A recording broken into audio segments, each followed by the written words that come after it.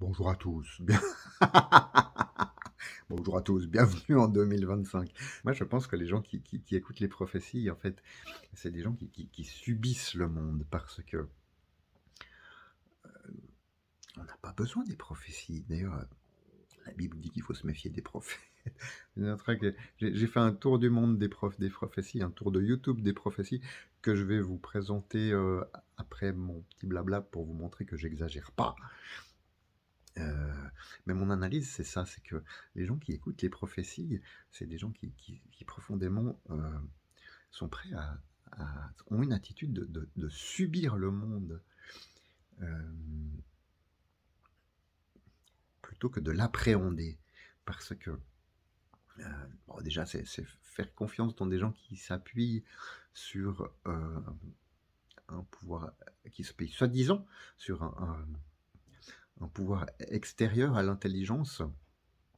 euh, pour avoir une idée de ce qui va se passer. Et avoir une idée de ce qui va se passer, ça a toujours pour but de se préparer, que ce soit intérieurement, alors ça c'est la posture de certains prophètes, des gens qui font des prophéties, le but c'est qu'on se prépare intérieurement, soit de se préparer extérieurement en faisant des actions, par exemple en achetant de l'or ou en déménageant au-dessus d'une montagne, enfin voilà, de par les prophéties, arriver à choisir des actions euh, qui ne dépendent donc pas de notre intelligence, mais de signes qui ont été donnés par des entités dont on ne sait pas grand-chose, sauf qu'elles se réclament euh, euh, littéralement supérieures à notre capacité d'analyse, à notre intelligence et à notre sens de l'observation. Et ça, c'est un signe de soumission à une intelligence qu'on estime supérieure, à une intelligence autre que la nôtre. C'est remettre euh, notre capacité à appréhender le monde, notre capacité d'analyse à, à quelqu'un d'autre. Et il y a encore un autre aspect dans les prophéties, c'est telles qu'elles sont présentées sur YouTube, euh, c'est le fait d'arriver à tout transformer en distraction. Et ça, c'est véritablement ce qui signe la fin de la culture, la fin de l'intellect, la fin de la civilisation. Euh, on est arrivé à tout transformer en distraction. Grâce, entre autres aux écrans, et grâce à notre infinie possibilité actuelle de créer du divertissement et de tout transformer en divertissement. Alors, par divertissement, je ne veux pas dire des choses nécessairement fun et agréables, hein. Les films d'horreur, les thrillers, les films d'action, ouais, 95% des films maintenant, c'est des trucs qui sont en fait très désagréables, hein. C'est des histoires, voilà, de meurtres, de courses-poursuites, de bagnoles qui explosent. Euh, mais c'est divertissant. Et il y a ce flux constant d'informations dont les prophéties participent, ont pour but en fait de saturer notre cerveau euh, pour nous empêcher de penser. Et c'est pas un complot, c'est pas un complot, c'est quelque chose que nous demandons, auquel nous participons très volontiers, parce qu'on est tombé dans un piège qui est, si tu veux, dans l'évolution, depuis les tout débuts de l'évolution, depuis il y a 3 milliards d'années, il y a un système qui s'est mis en place de récompense quand tu acquiers de l'information. Parce que acquérir de l'information sur son milieu, c'est améliorer ses capacités de survie dans un milieu. Donc, chaque fois qu'on apprend quelque chose, même un micro-organisme, même un machin qui est pas beaucoup plus gros qu'une amibe, au moment où il acquiert de l'information, où il améliore sa cartographie, il améliore sa connaissance des sources de nourriture, il améliore sa connaissance de ce qui peut le manger, n'importe quoi qui fait qu'il acquiert de l'information, paf, il y a un peu de dopamine qui est sécrétée, et c'est une récompense, et c'est perçu comme agréable. Et du coup, c'est un piège des prophéties, c'est qu'elles sont perçues comme ça, elles sont perçues par des moteurs extrêmement primitifs qui gouvernent notre neurologie comme étant susceptibles de nous fournir des renseignements sur le monde et donc une récompense. Et je pense que c'est une des choses qui fait le succès des prophéties. Voilà. Je crois que j'ai fait le tour de ce que je voulais dire. On va passer au best-of. C'est un peu relou, vous n'êtes pas obligé de le regarder jusqu'à la fin, mais voilà, faites-en quelques minutes pour avoir un petit échantillon des événements qui nous attendent en 2025. Je vous souhaite une bonne année. J'annonce que l'année 2025 sera l'année de confrontation entre gloire et tribulation. Alors ça veut dire beaucoup de choses, et il me faudra quelques vidéos pour entrer dans les détails et expliquer, mais je veux déjà vous dire que il va falloir mener le bon combat de la foi et ce sera glorieux. 2025, il est temps de s'effondrer, pas mal, hein. Une fin, pas initialement un renouveau. À l'intérieur de ce tombeau de cartilage solidifié qui se forme progressivement, la petite chenille se dissout, littéralement. Elle meurt. Elle devient une soupe biologique de lipides, de protéines et d'enzymes diverses. Tout son corps est détruit dans le processus. Au sens strict, la chenille se digère elle-même. Elle meurt, point. C'est seulement une fois que cette soupe biologique... Bonjour à tous et bienvenue dans ce nouvel épisode consacré aux prédictions 2025. Alors je vous rappelle qui je suis Laure, je suis médium, passeuse d'âme. La France adopte une ligne beaucoup plus dure. Je vois l'armée. L'armée interviendra directement pour établir l'ordre. Sur le sol, directement sur le sol français, marquant une rupture avec une gestion autrefois perçue comme laxiste. Là, on passe un peu du coq à l'âne, c'est-à-dire qu'on laissait faire beaucoup de choses, et là, c'est comme si d'un seul coup, on fait intervenir l'armée, c'est beaucoup plus strict. Et le changement climatique, cette année, c'était l'année de l'eau, 2024 était l'année de l'eau, d'ailleurs, vous le retrouvez dans les prévisions de l'année dernière. Alors justement, en parlant d'armée, tensions internationales, conflits géopolitiques. Éveil de conscience. 2024 aura été un éveil de conscience. Si vous réécoutez tout ce qui a été dit sur 2024, c'est la justice qui vous regarde droit dans les yeux et qui vous dit un peu que tu fais de ta vie et où en est-on dans cette incarnation. Et 2024... Volcans se mettre en mouvement. I saw volcanoes erupting Et créer de grands dégâts. and creating a lot of damages, Asphyxiant, paralysant l'économie. paralyzing the economy Et touchant l'économie mondiale. and touching the world economy. J'ai vu aussi des tremblements de terre. I saw also earthquakes. Et je regardais, je dis, mais Seigneur. I looked and I said, Lord. Et comme Élie a dit au roi Akab, And like Parler aujourd'hui davantage de voyance, de médiumnité, sans que ce soit galvaudé ou sans entendre un rythme. Partout dans le monde ressemble aussi à ce que nous vivons dans nos propres sociétés et en nous-mêmes. Tout est lié. C'est le microcosme, le macrocosme ou la fameuse noosphère dont parlait Théard de Chardin, mais tout est lié. Et voilà, tout ça, il y a un théories. chamboulement en ce moment parce que ça part de nous, de chaque être humain qui est en plein changement. On pas des prophéties, mais des manières d'envisager le monde. Ça va pas bien. Le monde va mal. C'est un euphémisme. C'est une prophétie.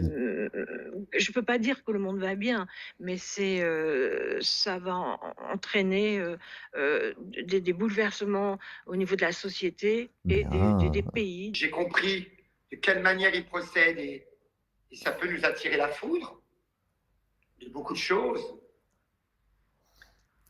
Il est important ce soir de parler de la France parce que, encore une fois, comme Didier le dit souvent, les prédictions qu'on donne reposent sur beaucoup d'investissement personnel. Alors, Trump est passé. On en parlera juste après la France. Et la dernière fois, j'ai beaucoup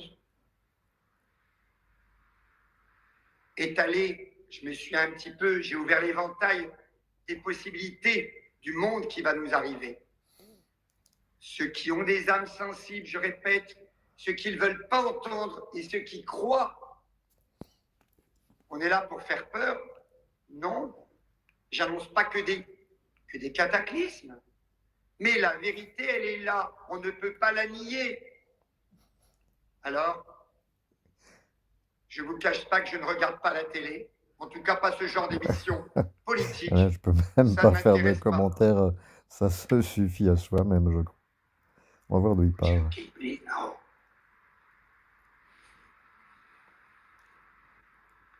Tu me dis quand je peux la mettre, la capuche? C'est bon, c'est là, on est en direct. Oula, Voilà. fantastique. Bonsoir, Mickaël. Bonsoir. En cette fin d'année, heureux de te voir. Et comme tu me l'as dit, bah oui, bah tu vois, comme dans l'affiche, tu es habillé tel quel. Un vrai chevalier. Un vrai chevalier. Merci à toi, en tout cas, pour cette bonne humeur. Année enveloppée de mystère, de peur et d'anticipation. Voilà. Nostradamus, le voyant énigmatique du XVIe siècle dont les quatrains cryptiques ont à la fois fasciné et terrifié l'humanité pendant des siècles, aurait peut-être déjà cartographié ce qui nous attend. Mais que diriez-vous si je vous disais que certaines de ces prophéties se déroulent en ce moment même, pendant que vous regardez cette vidéo? Et si sa vision glaçante pour 2025 pouvait remodeler tout ce que nous pensions savoir sur notre avenir? Avant de plonger profondément dans les prédictions de Nostradamus et leur étrange pertinence pour nos vies, prenez un moment pour aimer, partager et vous abonner à cette chaîne. Joignons l'utile à l'agréable. Cela ne vous coûte rien, mais nous aide à diffuser ces révélations fascinantes et de tsunami. Le tremblement de terre d'Ishikawa pourrait n'être que le début.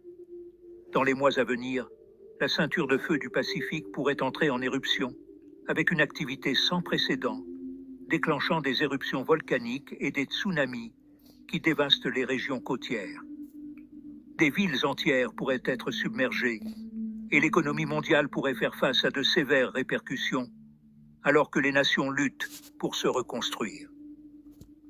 Mais les avertissements de Nostradamus ne s'arrêtent pas là. Un autre quatrain décrit un monde divisé par des conditions météorologiques extrêmes. Les champs deviennent poussière, Très les rivières présentateur de débordent. télé, en fait.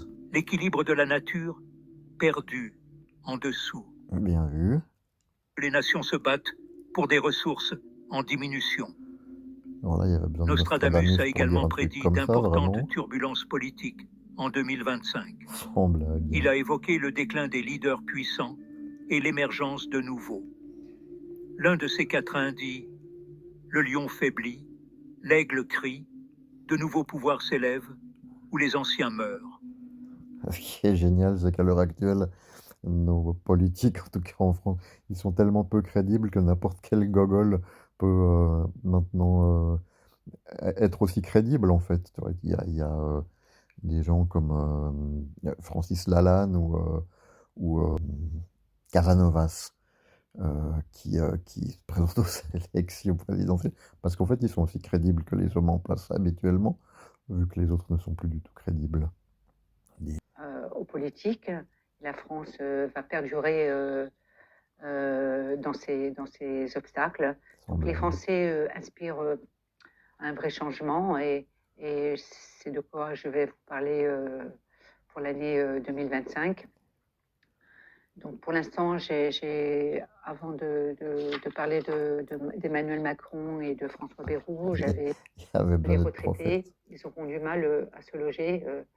Donc, parce que même si les cautions, on ne les accepte plus, même les cautions familiales, etc. Donc, il y aura un gros problème et ça, il va falloir y remédier rapidement. Ce sera l'un des signes. Préparez-vous à vivre des jours dans une obscurité totale.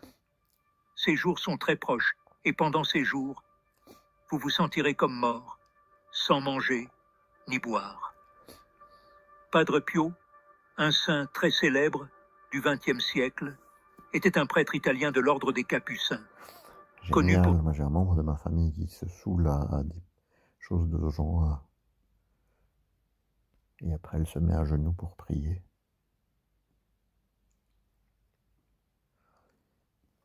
On avance. Hop, encore un prophète. Luc.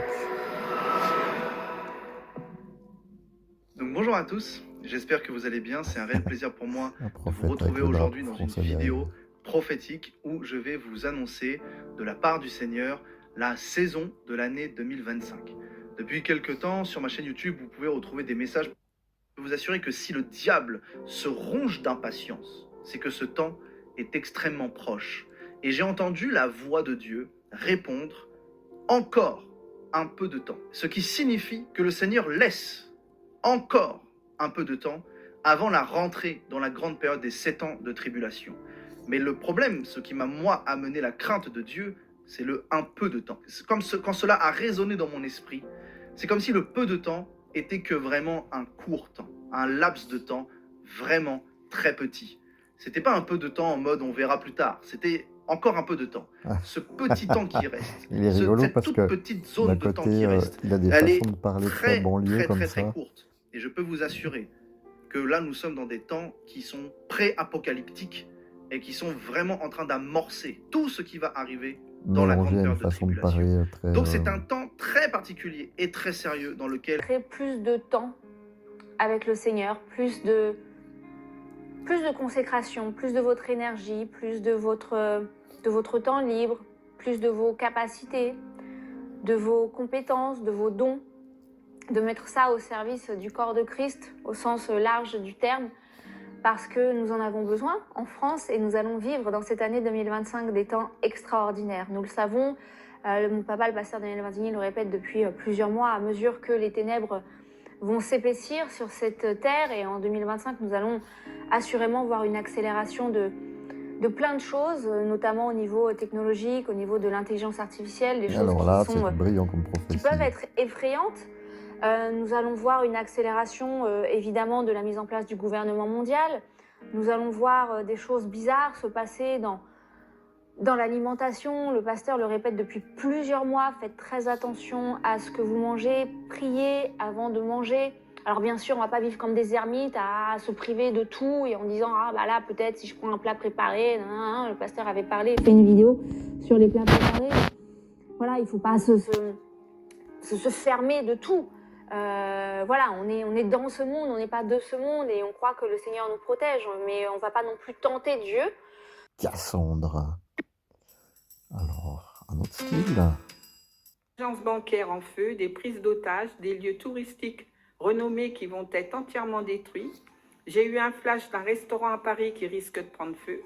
Devant un tel gâchis, la population sera très en colère et ce qui risque à nouveau de voir le pays bloqué. Les Français seront en J'ai colère. également eu un c'est flash d'un génial. monument à Paris qui risque de se retrouver en flammes, peut-être aux alentours des Tuileries.